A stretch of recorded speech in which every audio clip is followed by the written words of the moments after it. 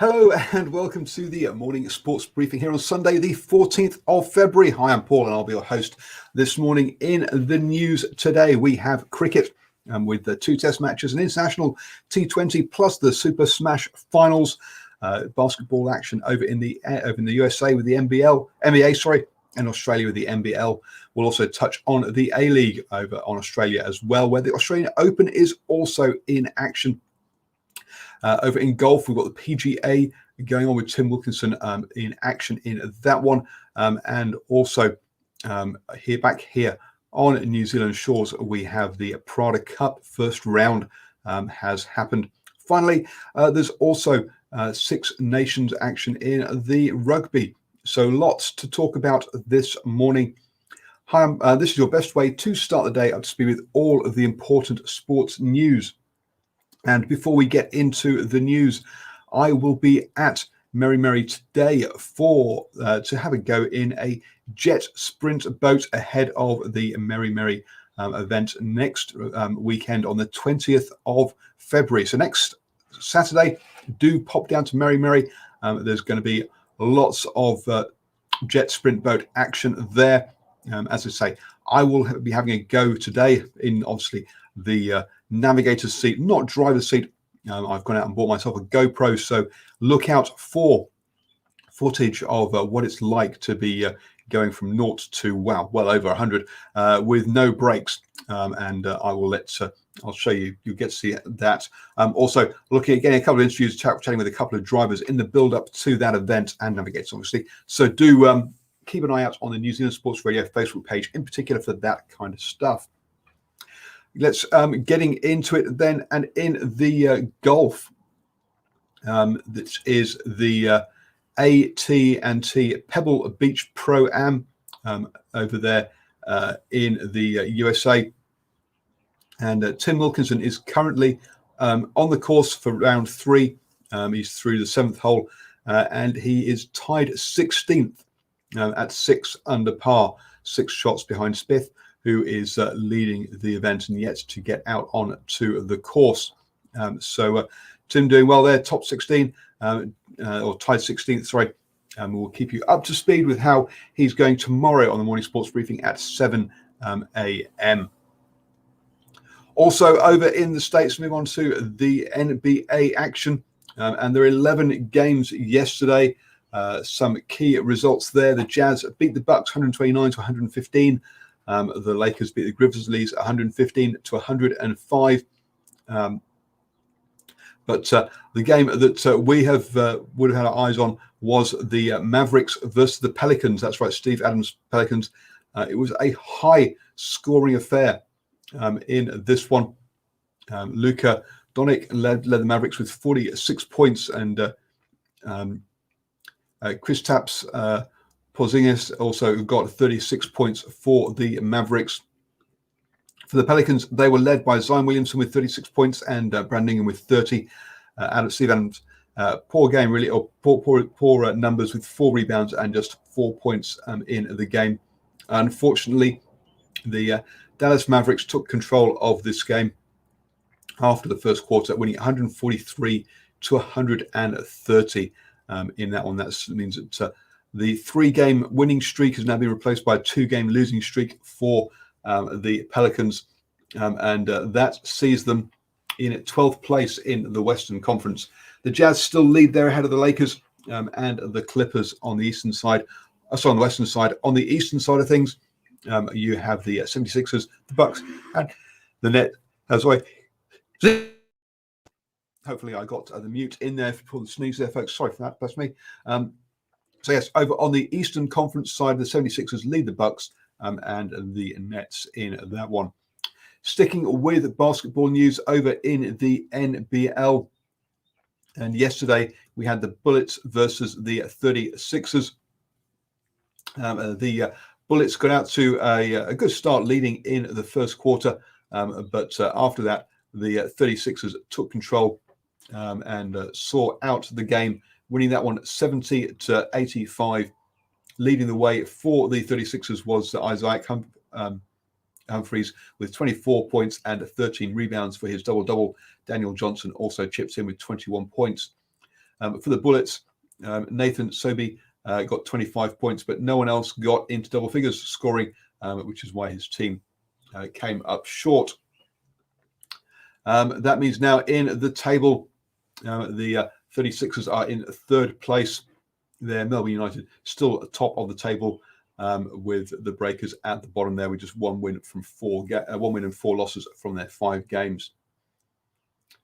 Today, there are 2 games. The Kings play the Hawks, and South East Melbourne Phoenix play the Wildcats in that one.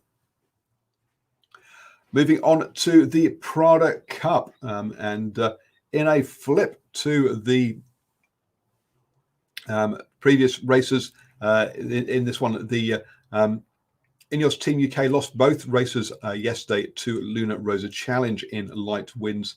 Luna, meaning that I was out on course A. Today, though, things like it's going to be new waters for both teams, with course E being used for the first time. So we'll see how that one goes. Ineos UK preferring the stronger winds and didn't like the light winds yesterday that Luna Rosa profited from with their 2 wins there in that one. There's also news that if Team New Zealand were to hold the America's Cup, they are looking at the possibility of taking the hosting rights overseas. So we'll have to see how that one goes down with the public, or is this just a bargaining negotiation move to try and get more money from Auckland Council and also the New Zealand government? We'll have to wait and see what happens with that one if Team New Zealand were to win the America's Cup.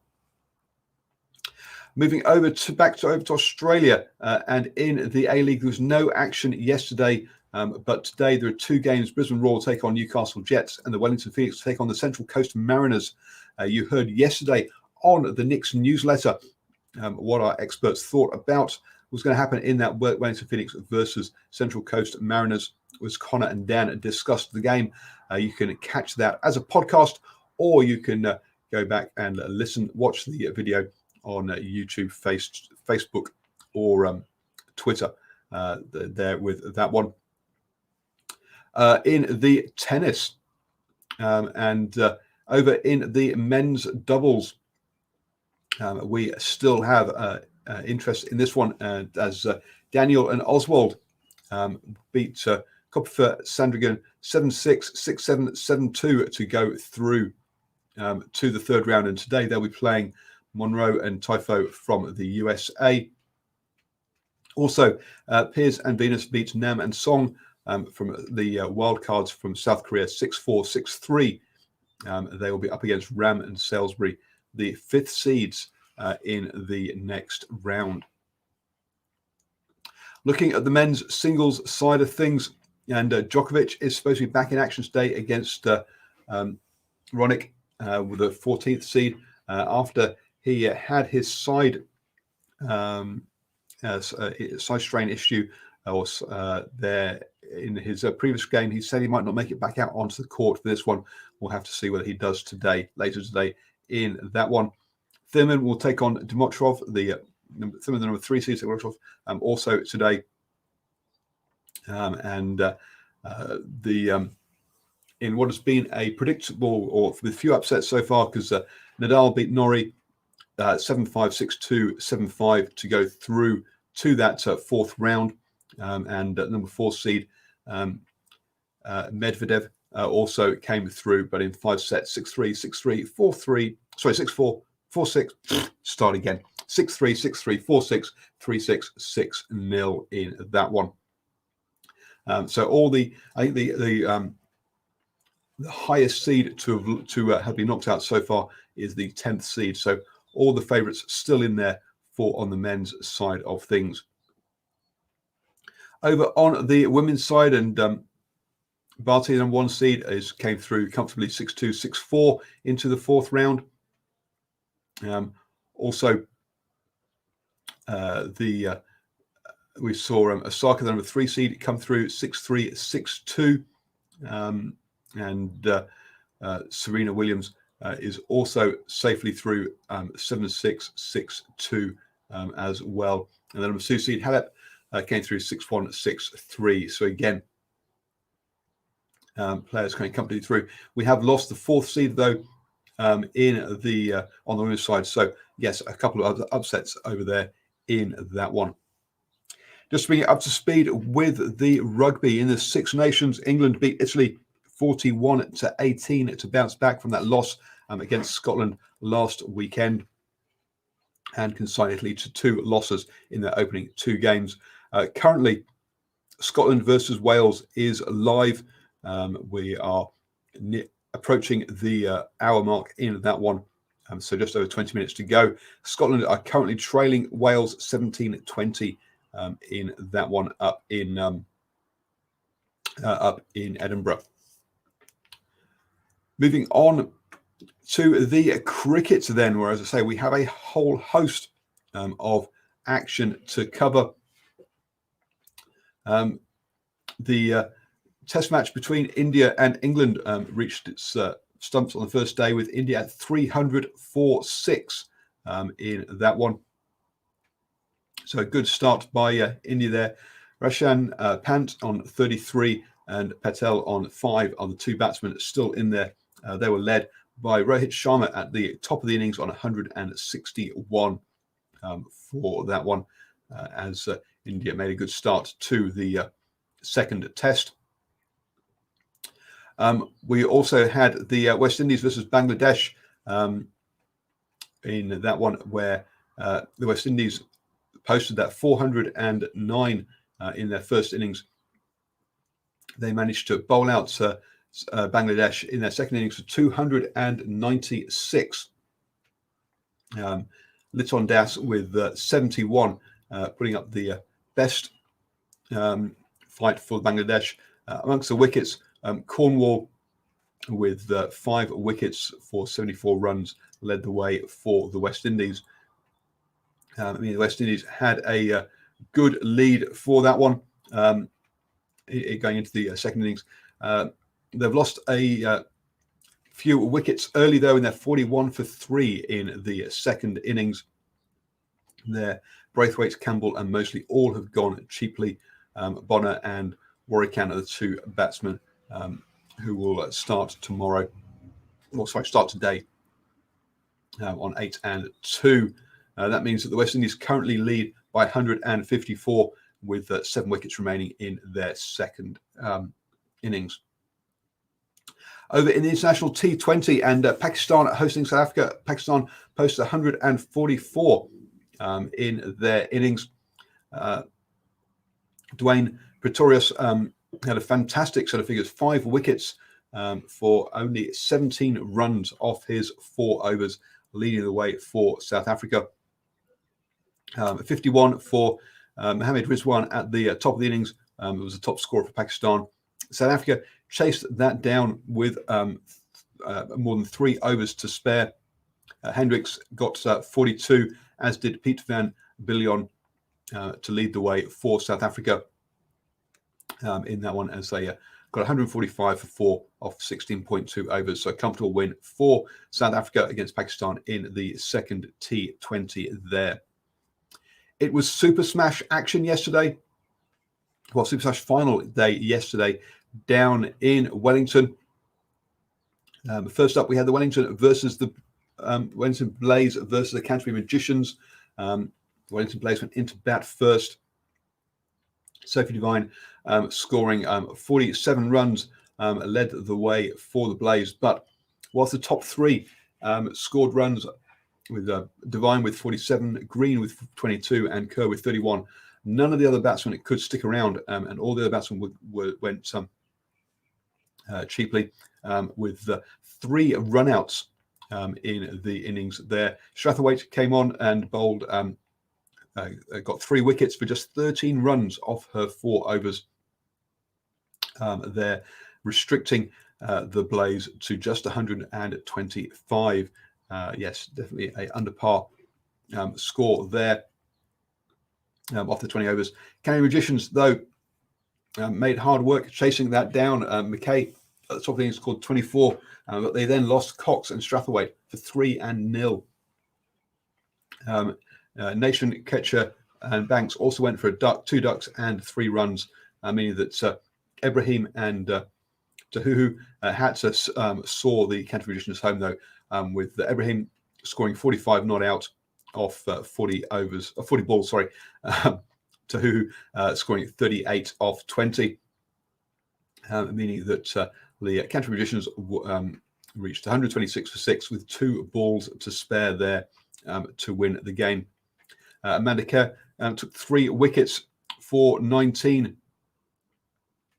in that one, as she picked up a hat trick in the 10th over there, helping her side, but not enough to see the victory in that one. So Canterbury Magicians win the women's Super Smash. On the men's Super Smash side of things, the Canterbury Kings went into bat first, scoring 75 for 8 off their 20 overs.